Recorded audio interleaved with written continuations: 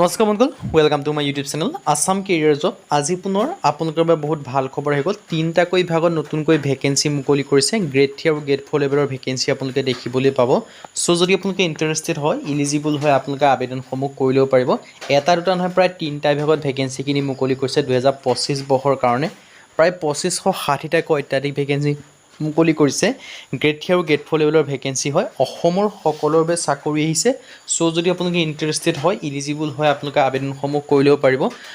নতুনকৈ চাকৰি মুকলি কৰিছে, মই সম্পূৰ্ণ ডিটেইলছ জনাই আছোঁ। আপোনালোকে কেনেদৰে আবেদনসমূহ কৰিব পাৰিব, কোনটো পদৰ ক্ষেত্ৰত কিমানকৈ এজ ক্ৰাইটেৰিয়া বিচাৰিছে, চিলেকশ্যন প্ৰচিডিউৰ বিচাৰিছে, ডিটেইলছত জনাই দিয়া হ'ব। চ' ভিডিঅ'টো আপোনালোকে শেষলৈকে চাব।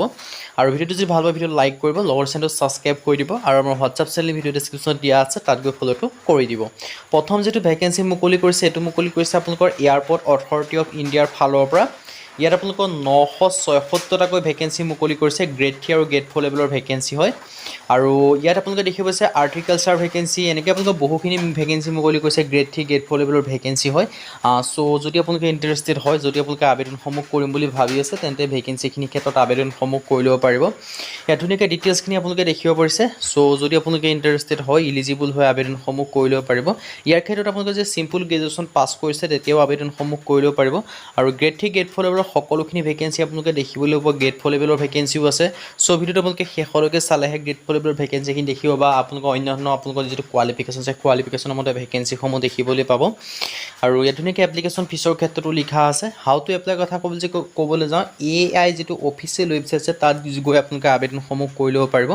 আবেদনসমূহ 28 আগষ্টৰ পৰা ষ্টাৰ্ট হ'ব, আৰু লাষ্ট ডেট হৈছে 27 ছেপ্টেম্বৰ। তাৰ আগতে আপোনালোকে আবেদনসমূহ কৰি লওক। আজি যিটো দ্বিতীয় বিভাগৰ ফালৰ পৰা মুকলি কৰিছে, সেইটো মুকলি কৰিছে আপোনালোকৰ NIACL ৰ ফালৰ পৰা। ইয়াত আপোনালোকৰ 550টা এডমিনিষ্ট্ৰেটিভ অফিচাৰ লেভেলৰ ভেকেঞ্চি মুকলি কৰিছে। এইটো আপোনালোকৰ দ্বিতীয়টো বিভাগ হয়। চ' আৰু এনেকুৱা আৰু দুটা বিভাগৰ ভেকেঞ্চিৰ কথাও ডিছকাছ কৰা হ'ব। চ' ভিডিঅ'টো আপোনালোকে শেষলৈকে চাই থাকিব। ইয়াত দেখি হৈছে NIACL ৰ পৰা ভেকেঞ্চিখিনি মুকলি কৰিছে। লাষ্ট ডেটটো দিয়া আছে 30/8/2025, মানে আগষ্ট মাহৰ 30 তাৰিখলৈকে ভেকেঞ্চিখিনিৰ ক্ষেত্ৰত আবেদনসমূহ কৰি ল'ব পাৰিব। চ' যদি আপোনালোকে ইণ্টাৰেষ্টেড হয়, ইলিজিবল হয়, আবেদনসমূহ কৰি ল'ব পাৰিব। আৰু ভেকেঞ্চিখিনি আছে ৰিক্স ইঞ্জিনিয়াৰ ভেকেঞ্চি আছে 50টাকৈ। এডুকেশ্যন কোৱালিফিকেশ্যন ইঞ্জিনিয়াৰিং বিচাৰিছে। চ' আৰু এডমিনিষ্ট্ৰেটিভ অট'মোবাইল ইঞ্জিনিয়াৰৰ ভেকেঞ্চিও আছে। লিগেল স্পেচিয়েলিষ্টৰ ভেকেঞ্চিও আছে। এডুকেশ্যন কোৱালিফিকেশ্যন গ্ৰেজুৱেশ্যন বা পোষ্ট গ্ৰেজুৱেশ্যন বিচাৰিছে। চ' তেতিয়া আপোনালোকে আবেদনসমূহ কৰি ল'ব পাৰিব। একাউণ্ট স্পেচিয়েলিষ্টৰ ভেকেঞ্চি আছে, ইয়াৰ ক্ষেত্ৰত 25টাকৈ আছে। এডুকেশ্যন কোৱালিফিকেশ্যন চাৰ্টেড একাউণ্টেণ্ট বিচাৰিছে। AD হেল্থৰ ভেকেঞ্চিও আছে, আপোনালোকে দেখিব পাব। এডুকেশ্যন কোৱালিফিকেশ্যন MBBS বা MD বিচাৰিছে। চ' যদি ইণ্টাৰেষ্টেড হয়, ইলিজিবল হয়, আপোনালোকে আবেদনসমূহ কৰি ল'ব পাৰিব। আৰু যিহেতু এইখিনি গ্ৰেড 3 লেভেলৰ ভেকেঞ্চি হয়, চ' এইখিনি ক্ষেত্ৰত মিনিমাম আপোনালোকে গ্ৰেজুৱেশ্যন পাছ কৰিবই লাগিব। আৰু বাকী যিখিনি নেক্সট যিটো ডিপাৰ্টমেণ্টৰ ভেকেঞ্চিৰ কথা ডিছকাছ কৰিম, আপোনালোকে ভিডিঅ'টো শেষলৈকে চালে গম পাব। তাত আপোনালোকৰ কিছুমান গ্ৰেড 4 লেভেলৰ ভেকেঞ্চিও আপোনালোকে দেখিবলৈ পাব। চ' ভিডিঅ'টো শেষলৈকে চাব। আদাৰ ক্ৰাইটেৰিয়াৰ ক্ষেত্ৰত বয়সৰ সময়সীমা 21 বা 30 বছৰলৈকে ধাৰ্য কৰা হৈছে। লগতে এই চিলেকশ্যনসমূহ লাভ কৰিব পাৰিব। SC SCত 5 বছৰকৈ, OBCৰ ক্ষেত্ৰত 3 বছৰকৈ, আৰু PWBDৰ ক্ষেত্ৰত 10 বছৰকৈ লাভ কৰিব পাৰিব। হাউ টু এপ্লাই 7 আগষ্টৰ পৰা আবেদনসমূহ ষ্টাৰ্ট হৈছে। 30 আগষ্ট ইয়াৰ কাৰণে লাষ্ট ডেট হয়। চ' তাৰ আগতে আবেদনসমূহ কৰিব পাৰিব। নেক্সট যিটো বিভাগৰ পৰা মুকলি কৰিছে, আপোনালোকে দেখিব হৈছে গ্ৰেড 3 লেভেলৰ ভেকেঞ্চি, গ্ৰেড 4 লেভেলৰ ভেকেঞ্চি। চ' সৈনিক স্কুল গোৱালপাৰাৰ ফালৰ পৰা ভেকেঞ্চিখিনি আহিছে। লাষ্ট ডেটটো 1/9/2025, মানে ছেপ্টেম্বৰ মাহৰ 1 তাৰিখলৈকে আবেদনসমূহ কৰি ল'ব পাৰিব।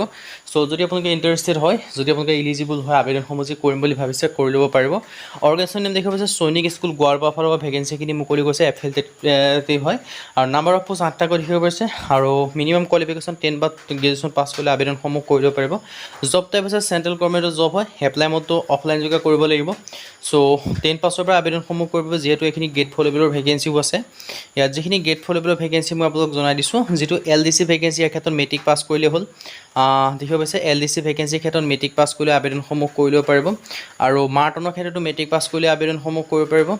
চ' যিটো মাৰ্টন ভেকেঞ্চি হয়, ইয়াৰ কাৰণে মেট্ৰিক পাছ কৰিলে আবেদনসমূহ কৰিব পাৰিব। ৱাৰ্ডবোৰৰ ক্ষেত্ৰতো মেট্ৰিক পাছ কৰিলে আবেদনসমূহ কৰিব পাৰিব। গ্ৰেড 4 লেভেলৰ ভেকেঞ্চি হয়, যিহেতু 10 পাছ কৰিলে। আৰু ইয়াৰ কাৰণে আবেদন কৰিবলৈ এপ্লিকেশ্যন ফিজ পে'মেণ্ট কৰিবলৈ জেনেৰেল OBCৰ ক্ষেত্ৰত 300 টকাকৈ, SC SCৰ ক্ষেত্ৰত 200 টকাকৈ। চ' ইণ্টাৰেষ্টেড আৰু ইলিজিবল আবেদনসমূহ কৰি ল'ব পাৰিব। হাউ টু এপ্লাই, ইয়াৰ কাৰণে অফলাইন যোগে আবেদনসমূহ কৰিব পাৰিব। মই অফিচিয়েল যিখন এডভাৰটাইজমেণ্টৰ লিংক হয়, ভিডিঅ' ডেছক্ৰিপশ্যনত দিয়া থাকিব।